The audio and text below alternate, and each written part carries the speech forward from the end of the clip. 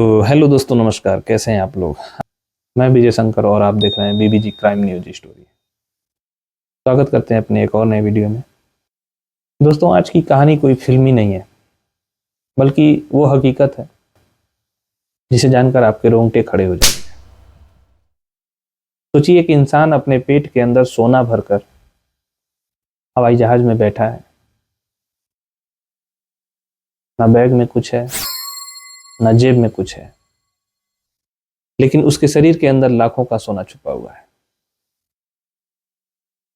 आज हम बात करेंगे दुबई से भारत तक चलने वाले उस गोल्ड स्मगलिंग गैंग की, जो सोने की कैप्सूल बनाकर लोगों से स्मगलिंग करवाता था, उनको पेट में डालकर या उनको खिलाकर उनसे पॉटी के जरिए बाहर निकालता था।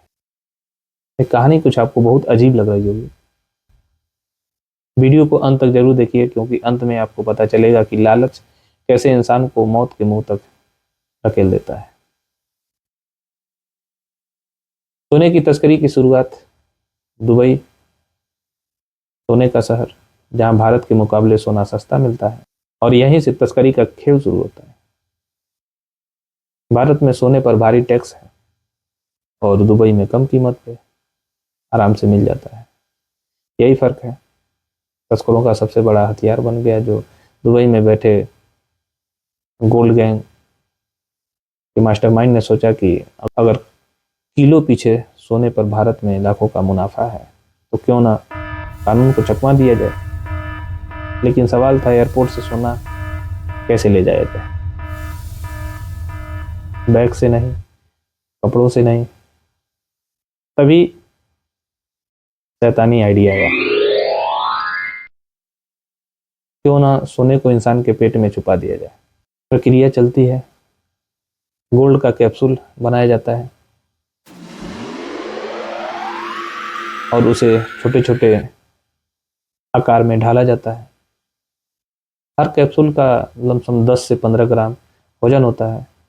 ऊपर से प्लास्टिक और लेटेक्स की परत पूरी तरह से वाटरप्रूफ बनाया जाता है उसको, ताकि पेट के अंदर सोना खराब ना हो जाए। ये सब प्रक्रिया पूरी होती है, उसके बाद जरूरत पड़ती है इंसानों की, या यूं कहें ह्यूमन कैरियर की। गैंग उन लोगों को चुनता था जो गरीब होते थे, मजदूर होते थे, बेरोजगार होते थे, या कर्ज में डूबे होते थे। उन्हें कहा जाता, बस 2 दिन का काम है, 2-3 लाख रुपए मिल जाएंगे।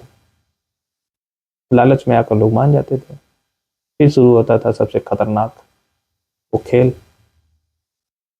एक इंसान, औसत बनाया गया 15 से 20, 30, कभी कभी पैसे के लालच में आकर के 40 गोल्ड कैप्सूल निकलता था इंसान। डॉक्टर जैसा दिखने वाला आदमी एक उसे दवा देता था ताकि उल्टी ना हो। उस इंसान का पेट सोने का गोदाम बन जाता। अब वो इंसान एयरपोर्ट पहुंचता, दिल तेज धड़कता, पसीना बहता, लेकिन बाहर से खुद को सब कुछ नॉर्मल दिखाना होता है।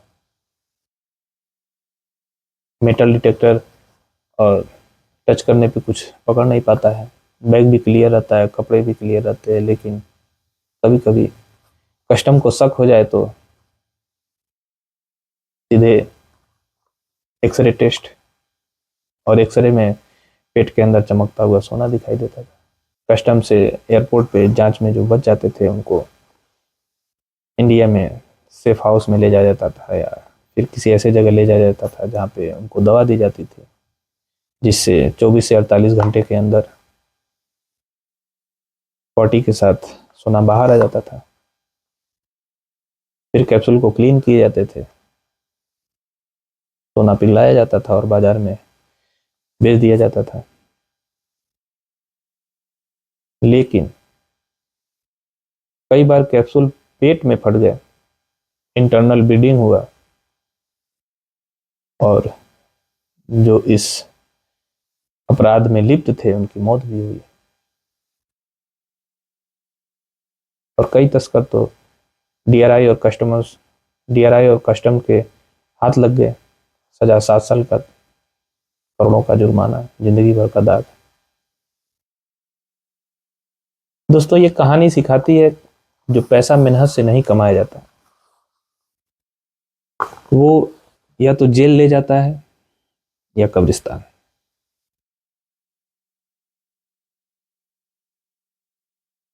या शमशान।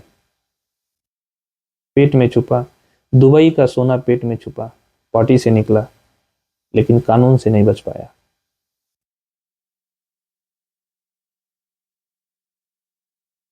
तो आज की कुछ कहानी ऐसी है कि आप मेहनत करिए।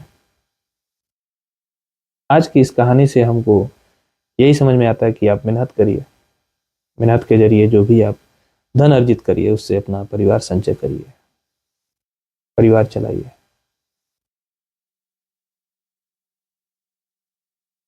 क्योंकि कानून से कभी कोई बच नहीं पाया है